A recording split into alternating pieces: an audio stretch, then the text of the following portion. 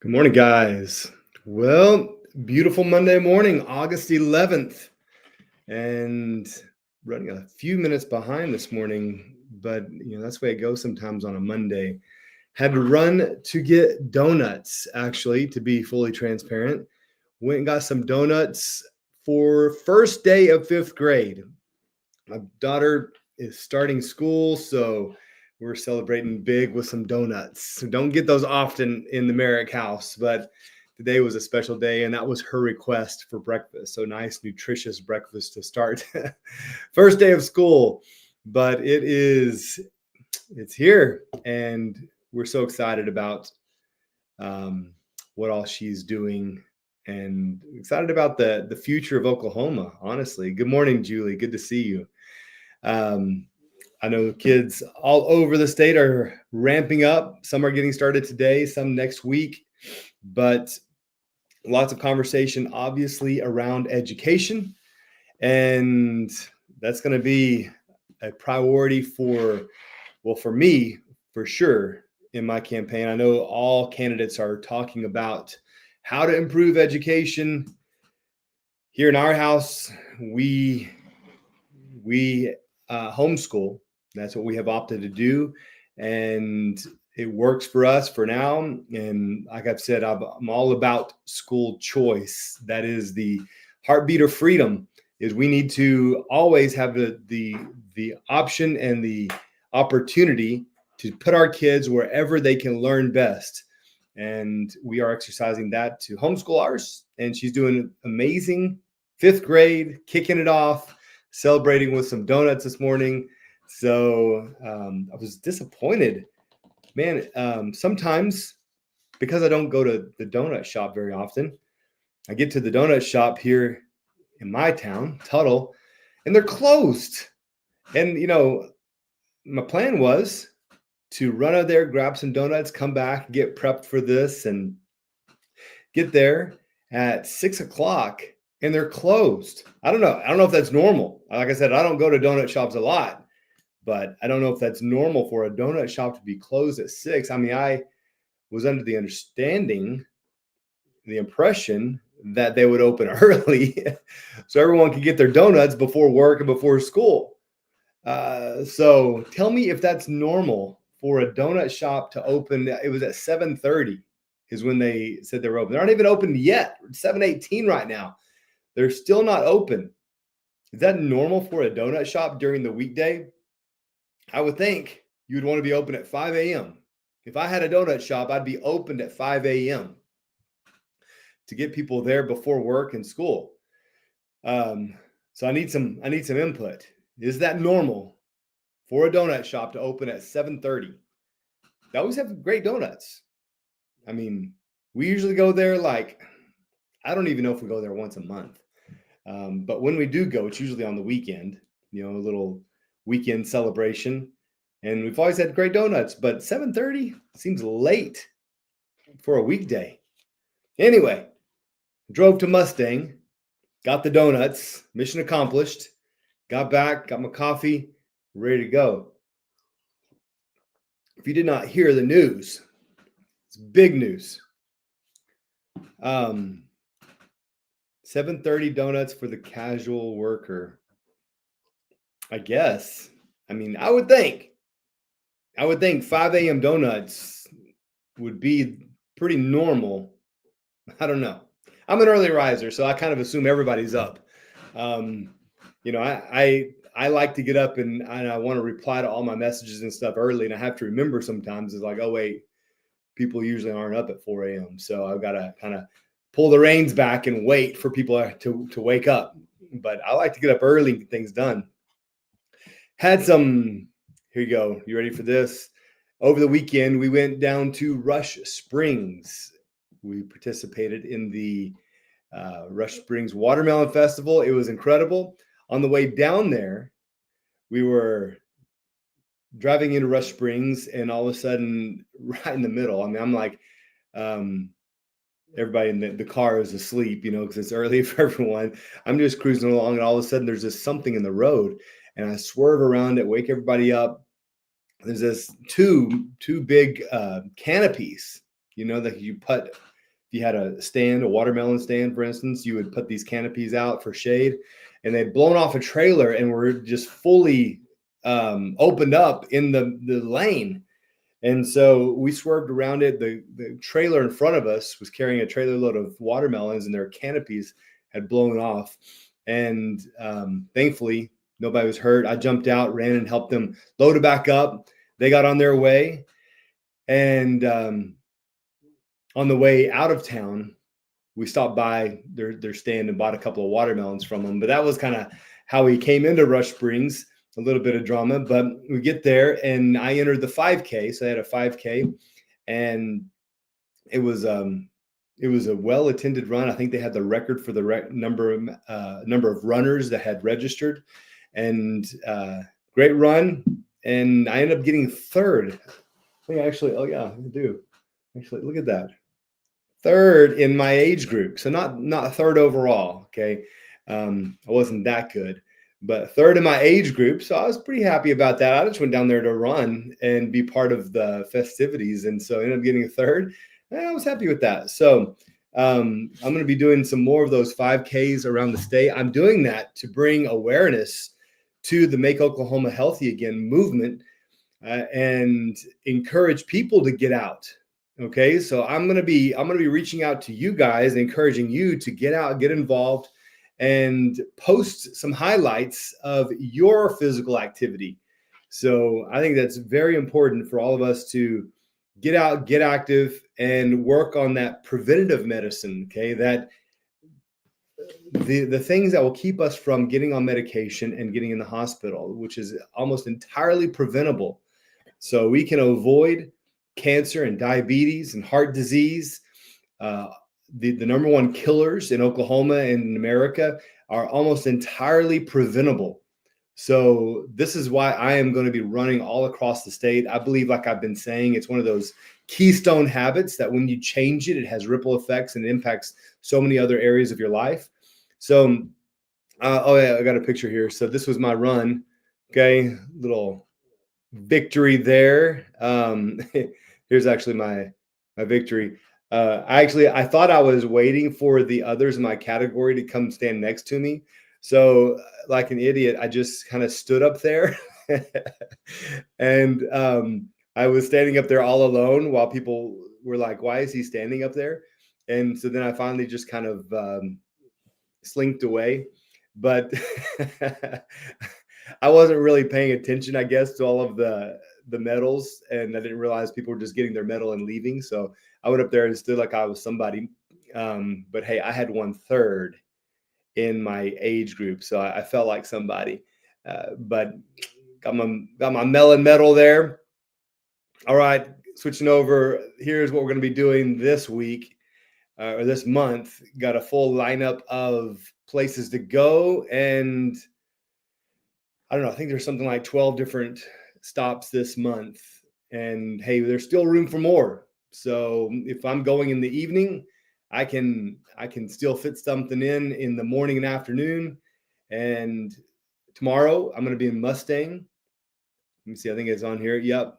The Positive Posse tomorrow. It's a coffee group, evidently, that's been going for 50 years. Some community leaders in Mustang. I'm going to join them tomorrow from 8 to 9.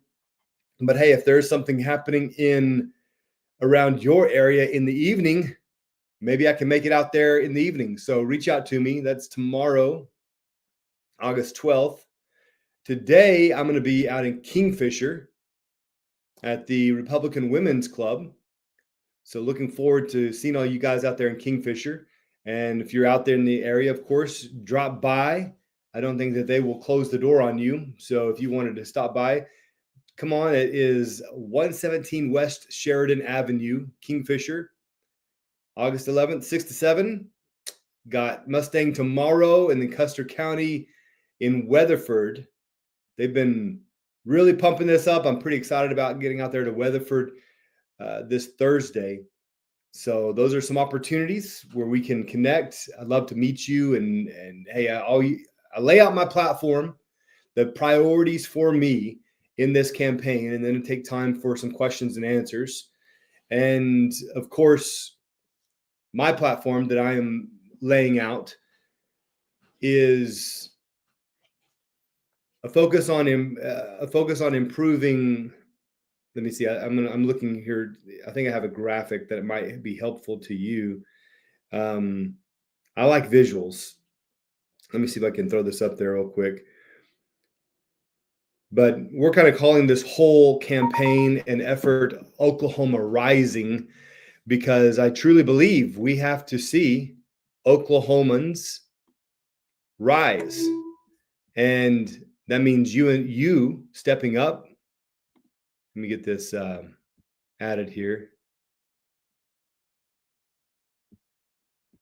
Is it going to limit me on how many I can add? No, here we go.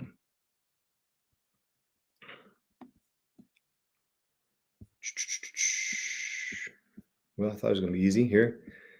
But we're calling for the people to rise, though. We're calling for everyone to step up. And I always say that in order for us to have the kind of government that we all want and need, which is a small, limited government, we, the people, have to rise, step up in our place, and take responsibility, do our duty, to care for our own, to care for our person. It's when we abdicate that responsibility and defer that duty to the government that government grows.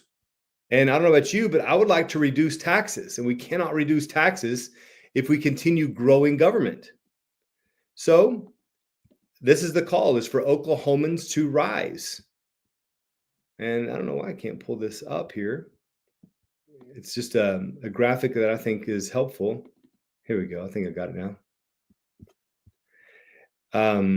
Talking about my platform and the things that I emphasize as we go around the state. I want to see us rise in health. Okay. And this is a broad category, but obviously involves our physical health. I was talking about the 5K and the MOHA movement and the preventative medicine, the things that we can do by improving our everyday lifestyle that will reduce disease, and it will keep you from being dependent on the system, the medical system, and the pharmaceutical, the insurance, all of these things that are working together, and it becomes a burden on the state. Okay, when we have degrading health across the state, it becomes a burden on the state. And the way that we can improve healthcare in Oklahoma is by all of us taking responsibility. But also, there are times and instances where you need to go to the hospital, and so we need to provide, not government, okay, but I want to help facilitate an environment, a free market environment, where individuals, these are doctors or nurse practitioners or psychiatrists, psychologists, counselors, can they can make it out to rural Oklahoma. They can spread across the state, offer their services to more people. And I believe the way we do this is reduce their tax burden. This is one of the ways. And remove the red tape that is preventing them from expanding their businesses. We have individuals, professionals in the medical field that are wanting to expand and meet real needs out in communities, but it's hard for them to grow their businesses when they're taxed out the wazoo, when they are having to constantly weave through red tape. So we need to remove the unnecessary regulation, lower the tax burden, so that their businesses can expand and they can go out into rural Oklahoma, provide needed healthcare, mental health care. I mean, this is what we do. And in the process, too, I want to emphasize health in our schools. I want to bring back PE, physical education, as a mandatory subject. I mean, our youth are so unhealthy. I believe we need to have physical education as a requirement for our youth, for everyone in grade school, middle school, high school, to encourage this lifestyle of health. So I want to rise, put a big emphasis on health, ride this wave of the MAHA and the MOHA movement, and really see Oklahoma lead the way in the nation when it comes to improving overall health. And of course, that ties into rising in education. Of course, I've talked about this. Everyone is talking about this, how to improve education. I believe we need to make sure that the money appropriated to education is making its way to the classroom, not getting hung up in the administration.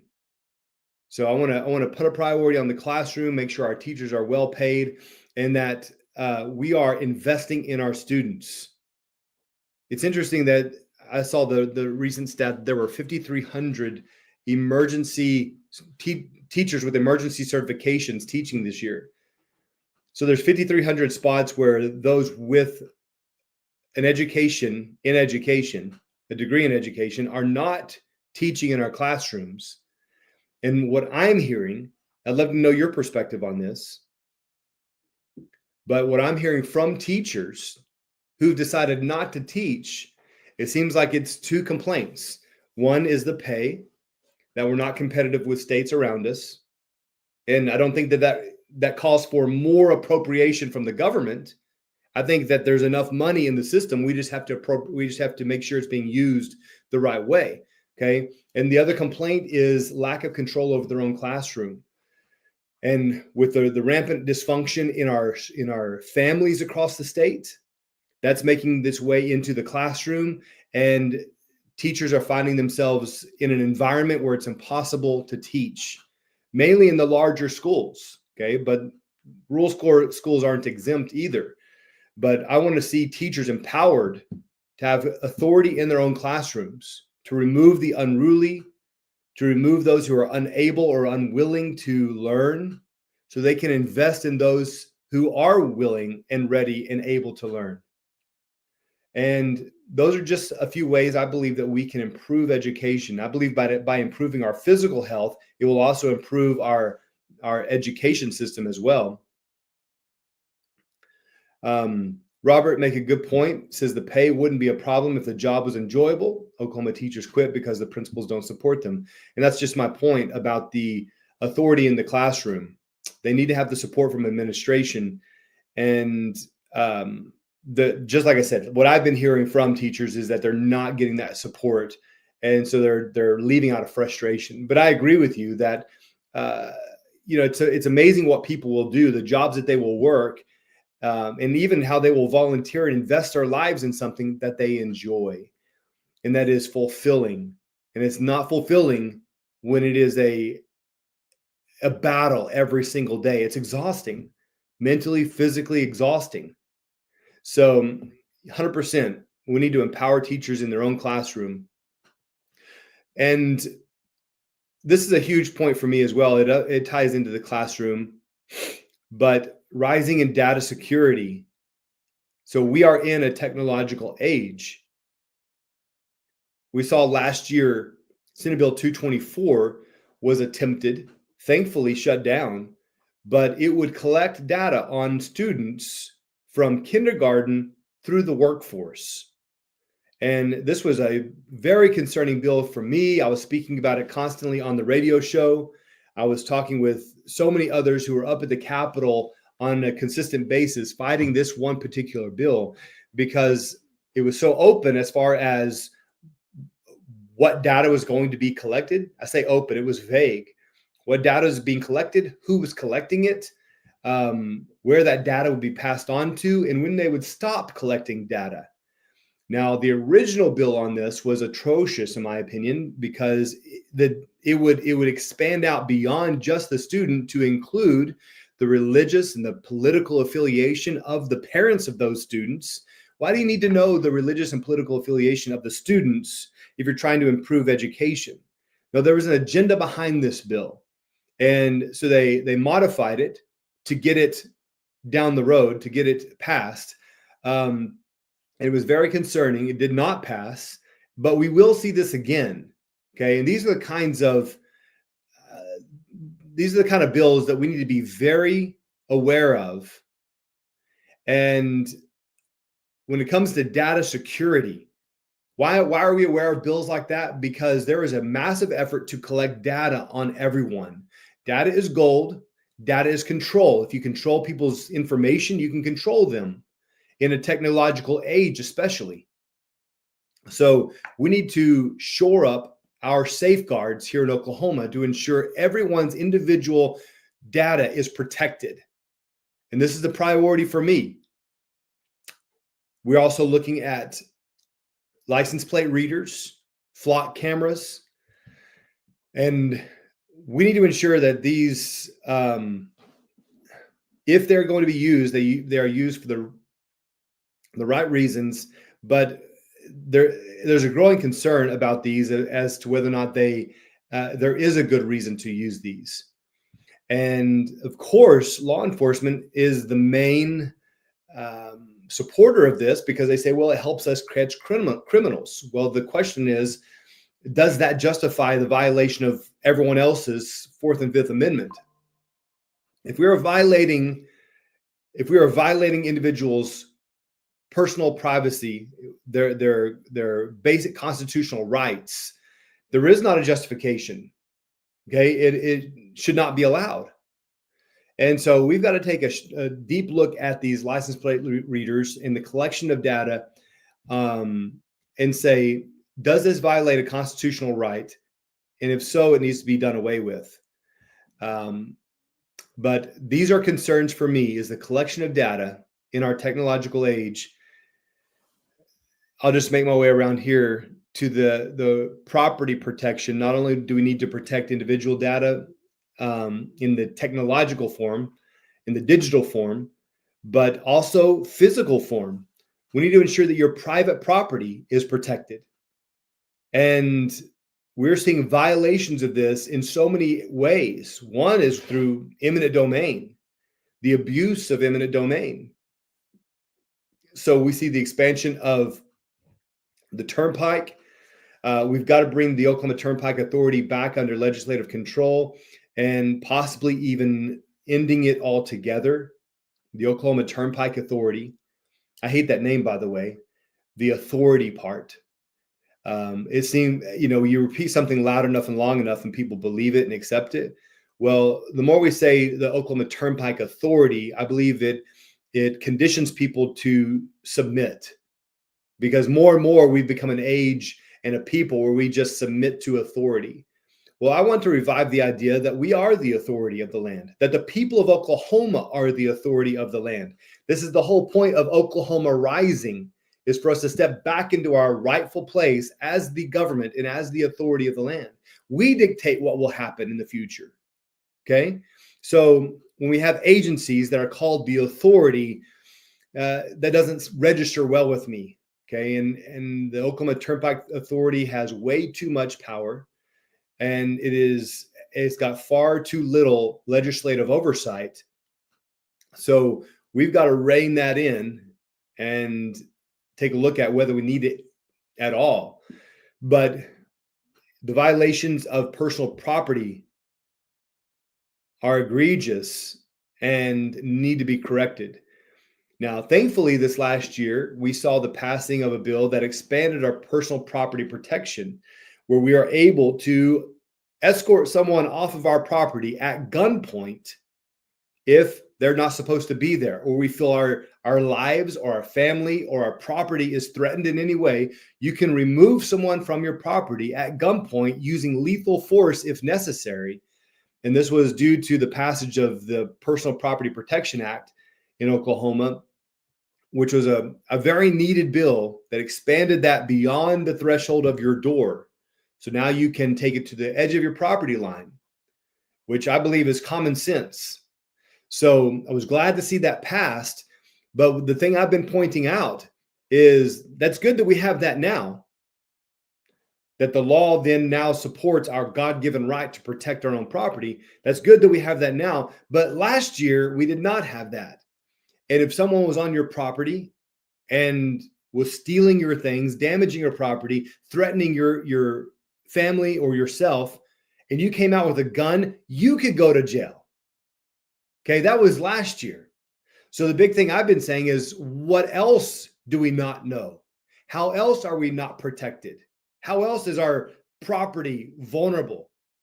Okay. So we've got to take a look at all the areas where we need to, through statute, shore up and protect our constitutional God-given rights. This is an ongoing endeavor that requires all of us. It requires all of us. And so when I talk about Oklahoma Rising, I'm talking about all of us participating. I responded to a post on X this morning. A lady had said, I wish there was somebody. Let me see if I can pull it up so I can get it right. But she was saying, I wish somebody would campaign hard. She said, I wish someone would campaign louder and harder than Drummond. We have to show this state that there is a better option than a fake Republican like Drummond. I'm just reading her post. I wish someone would campaign louder and harder than Drummond. So my response was, I said, I see myself live on X there this morning. That's good. That's good. Well, I don't know if I can pull up my. I said, let's do it. I said, the only way to overcome one person with $1 million is for 1 million people to have one voice. And then I told her, I need you and 1 million more to rise up with me. I'm campaigning loud and hard. Okay. But this one cannot be on one person. It's got to be on all of us. And we are up against a machine, a multi-million-dollar machine that simply laughs off anyone who attempts to enter the race without at least $1 million. And I'm so determined to prove this, to prove that this is not the case here in Oklahoma, to prove that the people of Oklahoma can take back their state. And I'm going all out. Okay. I left my job at the radio station, doing what I love, left that pay to jump into this race full time because I believe in it and I believe in the people. And this is not a confidence in myself and what I'm able to accomplish. It's my confidence that the people are ready for something different. That's what my confidence is. And I believe that now is the time, with Trump at the helm at the federal government, pushing rights back to the states, saying the state needs to take care of this. Now is the time for strong leadership and strong representation. And I think that we just soar as a state because of it. Okay. So this is why I'm in it. Now is just the best time. It is the time to step up and say, we will take the reins that you're giving us, President Trump, and we're going to run with it. So I'm telling you, you got to jump on this. For anyone who hasn't yet donated, go to jakemerrickforgovernor.com. I need the donations. Okay. We've got to make it out to multiple places across the state this month. This month we have to. We're paying someone to help us with social media, a photographer, a videographer, to capture what we're doing across the state. And we're paying a treasurer to help us manage our finances and our books. Okay. We are investing in some software that's going to help us manage things. And so there are some expenses that are mounting up. They're mounting up. And I so appreciate the post saying, I wish someone would campaign louder and harder. But at the same time, I'm saying this is not just on the individual candidate, especially not one who's running a grassroots campaign. I can only go as far as you help me go. Just put it that way. I can only go as far as you help me go. So I will go every single day as hard as I can, but we've got to have the financial backing to do that. And so if you haven't already gone to jakemerrickforgovernor.com, hit that campaign button, that donate button, throw some our way. That's going to pay for some gas money, for some more signs. And we've had some incredible people. I just had a lady, she printed up, I don't know, was it 200 signs? I forget how many she printed up on her own. And a boxes of buttons, the Jake Merrick for Governor buttons. And she said, hey, I got all these for you. So we went and picked them up the other day. But I mean, investments like that is how we win this thing, is everybody getting on board saying, I'm going to do what I need to do. Don't reach out to me and say, hey, can I? Or what do I need to do? Here's what we need. We need some donations. We need you out in your neighborhood knocking doors, telling them, hey, have you heard of Jake Merrick? He's running for governor. He's representing the people. He's fighting the machine. He wants to improve healthcare in Oklahoma. He wants to improve education. He wants to protect data security. He wants to protect your personal private property protection. He wants to improve prosperity in Oklahoma. He wants to lower taxes and limit government to maximize freedom. Okay, these are the things I'm all about. But people don't know it unless we get out and tell them. So that's what we need. If you want to know what we need as a campaign, we need you out on the doorstep, you organizing events where I can come and speak. But this needs to be hustle and bustle for the next however many months, 11 months, 10 months until the primary. We need to be going. I agree. We need a loud and aggressive campaign, but that's not just coming from me. That's coming from all of us. So if you'll get out and help me, man, I'm going nonstop every day, but I need your help. So reach out to me. I'll come out to your community, but I need you even at the doorstep. We'll get you some material that you can take with you at the doorstep so that you have all the answers. You have the ability to answer questions and things like that. But just reach out to me. Info at jakemerrickforgovernor.com. And we'll make sure you get what you need. I'm going to just highlight that last point.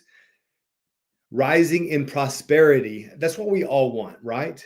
We all want to rise in prosperity, but how do you make that happen? Well, I think the answer is simple. You get government out of the way. The more government is involved, the less incentive people have.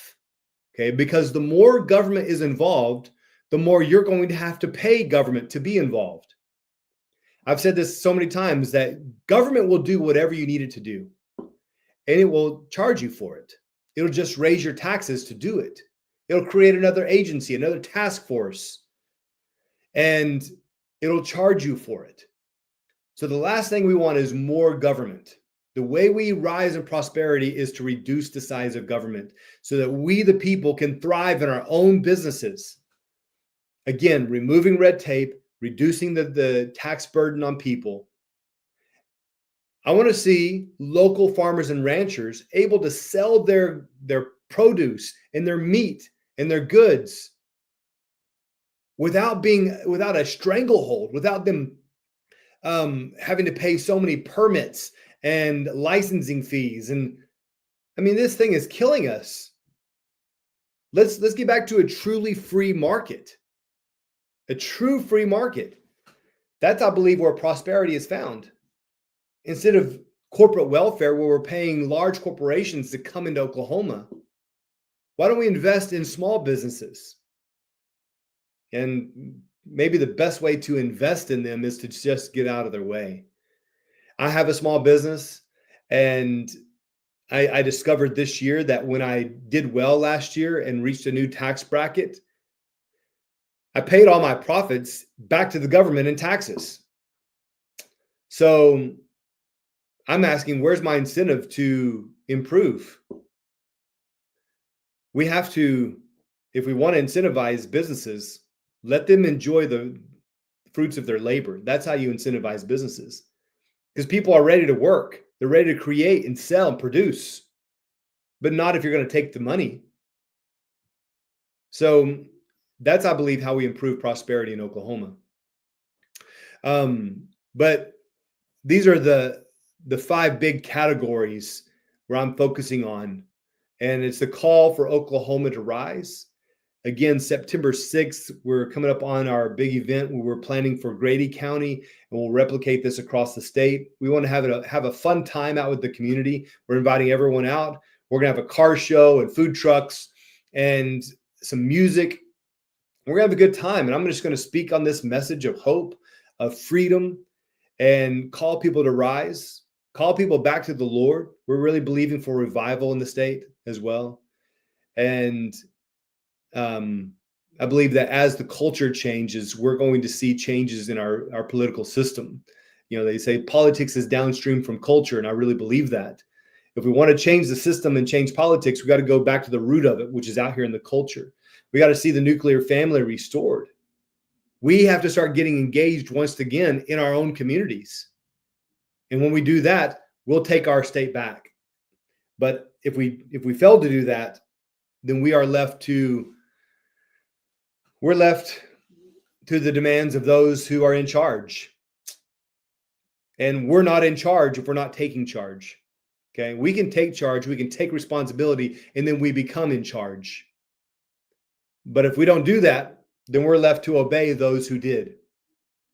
So let's all step up. Like I've said, this starts today.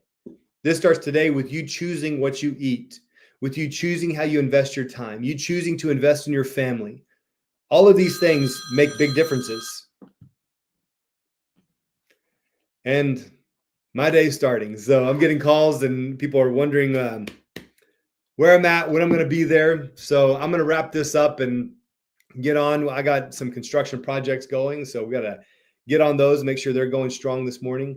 But thank you guys for tuning in. Be sure to share this, like and share, subscribe, all of those, and get out, spread the message. info@jakemerrickforgovernor.com. Go to the website, donate something, and hey, I'll be back on here tomorrow.